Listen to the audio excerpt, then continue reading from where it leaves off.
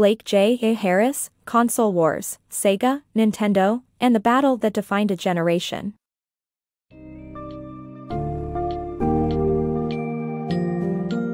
Immerse yourself into the world of video games as we delve into the remarkable rivalry between Titan Sega and Nintendo. In BlakeJHarris's Console Wars, Sega, Nintendo, and the battle that defined a generation. Join us as we unfold the gripping story behind Sega's bold moves to topple Nintendo's market supremacy by pinpointing their weaknesses and leveraging their innovative, risk-taking strategies. Discover how the two gaming behemoths shaped the video game industry as we know it today, from marketing to game development and even to the regulation of game content.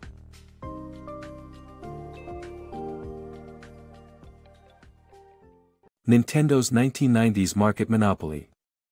Back in the 1990s, Japanese electronics company Nintendo enjoyed an overwhelming 90% market share in the United States for game consoles. Their power stemmed from strict control over game development and cartridge pricing, ensuring high profits on successful games like Capcom's Street Fighter II. However, this control also stifled competition and forced loyalty. A sole focus on maintaining market dominance led to poor quality products and angry customers, ultimately creating a golden opportunity for rival Sega to exploit. During the golden age of gaming in the 1990s, Japanese titan Nintendo ruled the roost. Controlling an impressive 90% of the United States market share, the firm had a tight grip on the gaming industry. Part of this success came from an iron-fisted control over game development, ensuring that only approved companies manufactured games for Nintendo consoles. To create a game for Nintendo's console, developers were required to purchase cartridges at a fixed price of $10, guaranteeing a profitable return for both Nintendo and the developers only if their games surpassed this price threshold. This system generated huge profits on blockbuster titles like Street Fighter II but also discouraged any competition from independent developers. Losing Nintendo's favor meant risking exclusion from the market entirely, so studios toed the line, ensuring continued dominance for the company. However, this position of power came with its share of problems. To maintain its foothold, Nintendo had to constantly push new products and take significant risks. This pressure resulted in a slew of poor-quality products and hasty decisions. One notorious example was the release of an updated 16-bit console in 1991, which lacked backward compatibility, causing frustration among customers who had to repurchase their favorite titles. Such blunders, combined with the resentment of excluded game manufacturers, created a perfect storm for the rise of a new rival. Enter Sega, a competitor that nimbly capitalized on Nintendo's weaknesses and seized the opportunity to challenge the gaming powerhouse, transforming the landscape of the industry forever. Sega's ingenious Nintendo rivalry. Sega's strategic triumph over the gaming giant Nintendo was rooted in its ability to skillfully exploit the market's pain points, establish a unique brand identity, and create a sense of zest by offering a wider variety of games for all ages.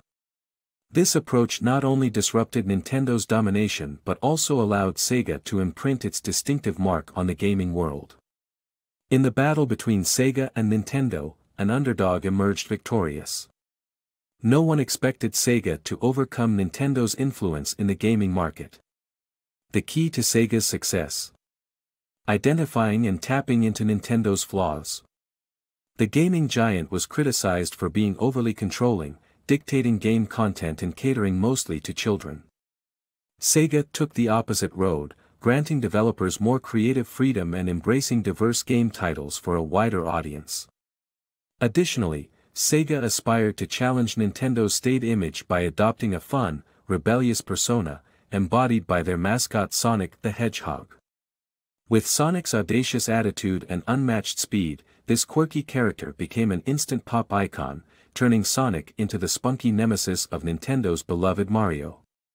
Bundling Sonic the Hedgehog game with its 16-bit Genesis console, Mega Drive outside North America, was the cherry on top, propelling Sega to unprecedented heights and capturing the gaming world's attention.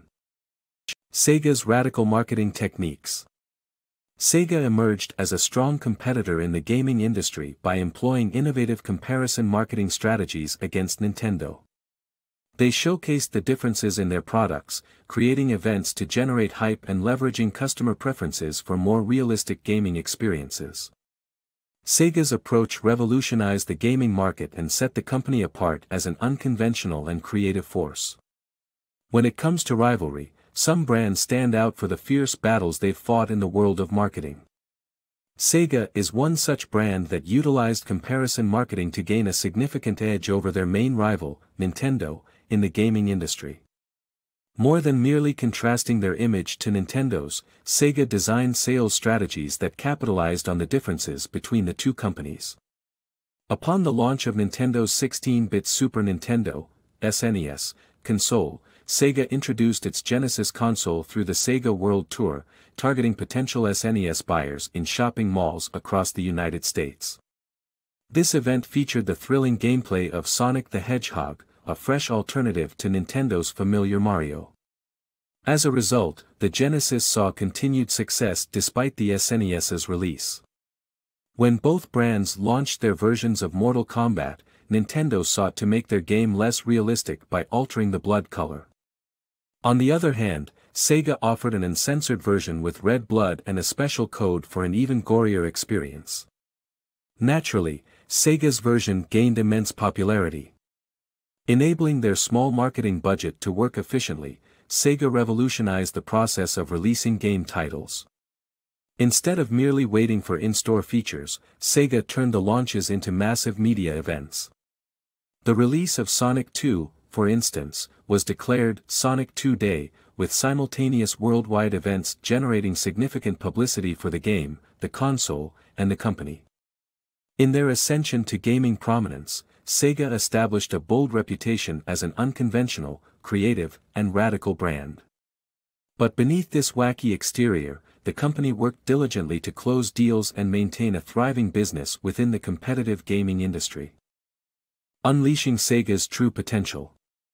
Tom Kalinske, formerly from Mattel, played a pivotal role in Sega's success in America by transforming its culture, fostering teamwork, and devising smart business strategies.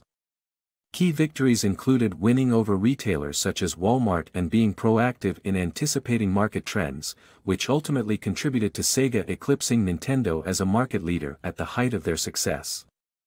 When Tom Kalinske took charge of Sega in America, he faced the challenge of overcoming mistrust among team members that was especially directed at Shinobu Toyota, who was suspected of being a spy for Sega's parent company in Japan. Kalinske openly declared his trust in Toyota and encouraged unity, team spirit, and an environment that promoted creativity and positivity, all essential ingredients for Sega's future success. For Sega to dominate the market, the company had to solve distribution challenges. Retailers were hesitant to stock Sega products, fearing it would cost them Nintendo's business.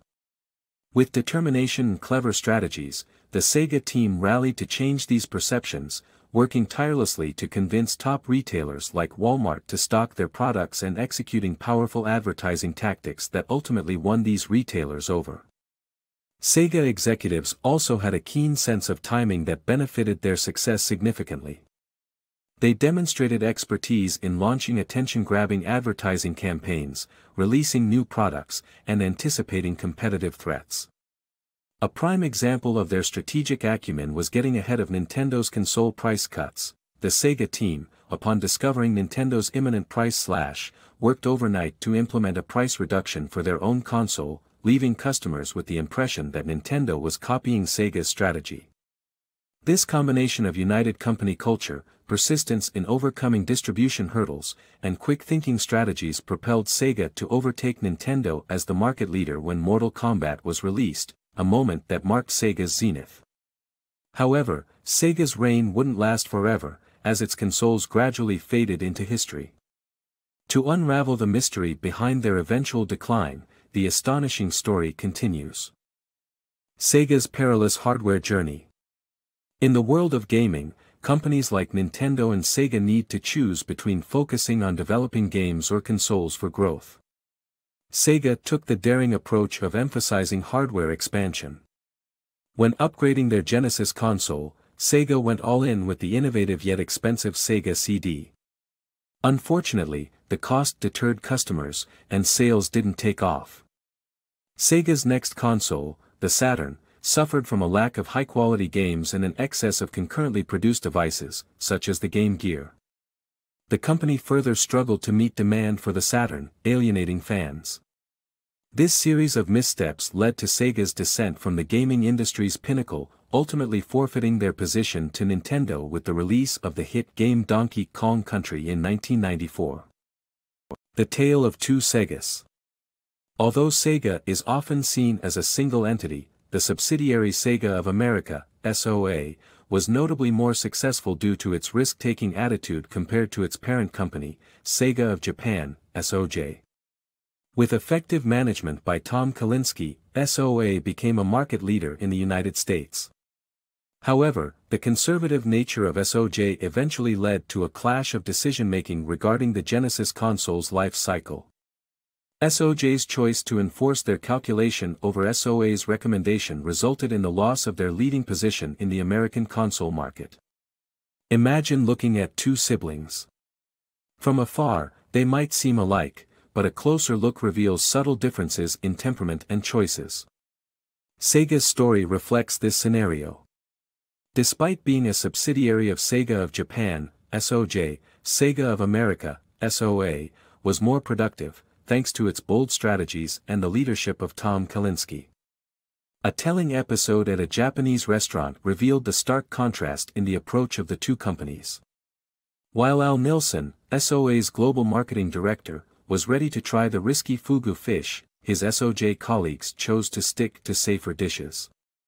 Initially, SOJ trusted SOA's independence due to their faith in Kalinske. However, that trust eroded, and SOJ gradually took control, often disregarding SOA's opinions. The tipping point arrived with the Genesis console and its calculated lifespan. SOJ's enforcement of their life cycle decision over SOA's suggestion cost them dearly, as it led to the loss of their stronghold in the American console market. Sega's missed collaborative opportunities. In the competitive video game industry, collaboration among companies with complementary skills can lead to innovative and lucrative ventures. Sega's parent company, SOJ, however, failed to grasp the potential benefits of collaboration. Their unwillingness to join forces with Sony, who was eagerly planning to dive into the video game market, proved devastating for Sega. Instead of collaborating with Sega, Sony launched the immensely successful PlayStation, which greatly surpassed Sega's Saturn in terms of competitive advantage. Sega's reluctance to partner with other firms didn't stop at Sony. When Silicon Graphics, SGI, approached them with the idea of venturing into 3D gaming, Sega ultimately backed out of the deal. In a moment of frustration, Sega's Kalinske offered Nintendo as an alternative to SGI, which marked another missed opportunity for Sega. In contrast to SOJ's insistence on controlling decision-making, Nintendo eventually granted its American subsidiary the freedom to develop games independently. This freedom allowed Nintendo's US arm to collaborate with a British company and create the successful Donkey Kong Country game. This achievement cost Sega its market leadership position. As time passed, Kalinske realized that the true rivalry wasn't Sega against Nintendo, it was Sega America versus Sega Japan. This mindset hindered Sega's ability to effectively compete and learn from the world of collaboration that had brought success to its rivals. By not embracing the power of collaboration with other companies, Sega missed valuable growth opportunities and lost its competitive edge in the dynamic video game market. Sega's game-changing impact. When Tom Kalinske took charge of Sega, the video game market seemed like a long shot for the struggling company. In an industry dominated by Nintendo, Sega's ambitious marketing strategies not only brought success, but also revolutionized the gaming world. Within 4 years, the global video game market expanded from $3 billion to $15 billion, while the US market alone reached $6 billion. Sega's rise led to increased political scrutiny and eventually prompted the establishment of a regulatory group to enforce age ratings on video games. Rapid technological advancements during this era transformed games from blocky and slow to diverse, responsive, and engaging experiences. Though Sega's position in the industry was fleeting, its dynamic rivalry with Nintendo forever shaped the modern video game landscape.